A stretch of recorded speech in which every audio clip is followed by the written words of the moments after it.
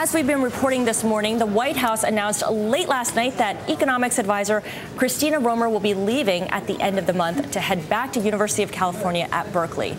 Dr. Romer joins us now to weigh in on that, as well as the July jobs report. Our Peter Cook is also joining in the conversation. Welcome back to the program, Dr. Romer. I do want to get to the intricacies in the July jobs report, but I need to start off with asking about your decision to leave the White House and the economic team there. Why are you leaving now? Isn't it more reason to stay on with the difficult jobs environment out there and help the Obama administration grow jobs out there? You know, it's very hard to leave a team and a president that I admire and respect, but I have a 13-year-old son who's starting high school in September and made the decision that now was the right time for my family, and so we are headed back. And as you mentioned, I'm going back to my teaching job at the University of California. Dr. Romer, it's Peter Cook here at the Labor Department. I do need to ask you more about your decision to leave. You know, you've seen some of the reports out there that one of the reasons maybe that you didn't feel you had an adequate seat at the table at this White House, that your voice wasn't fully heard in the economic discussions. True or false? Absolutely false. You know, if anyone had told me I'd meet with the president almost every single day, I never would have believed it. I never had any doubt that he heard what I was saying, and I certainly have been very proud of the economic policies that have come out.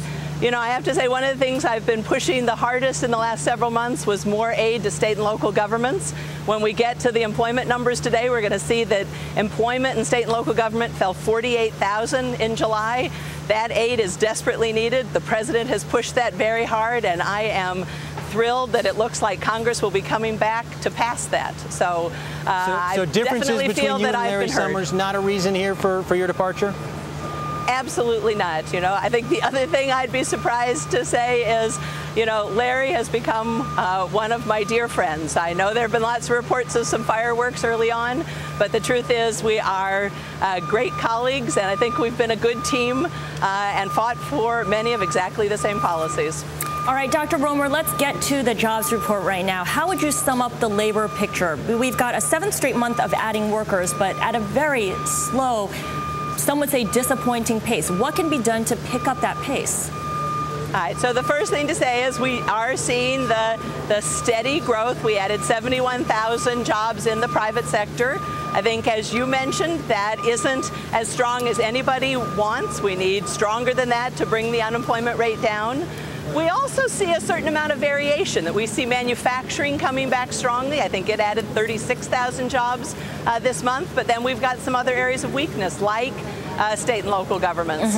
What can we do about it? Well, we first got to pass the state and local fiscal relief. We also have a small business jobs bill that has tax cuts for small businesses, more lending. But how many jobs will that really add? You know, what we hear from small business is they're, you know, they've got good ideas, they have things they want to do, and they just can't get the credit. So I think that's one where we have the most uncertainty about just what the impact could be, precisely because, you know, we do know that these small firms have a lot of potential, but they are having trouble getting credit. Okay, now, Dr. Romer, you had once projected that the stimulus would drive the unemployment rate down to 8%. We are currently at 9.5%. What changed?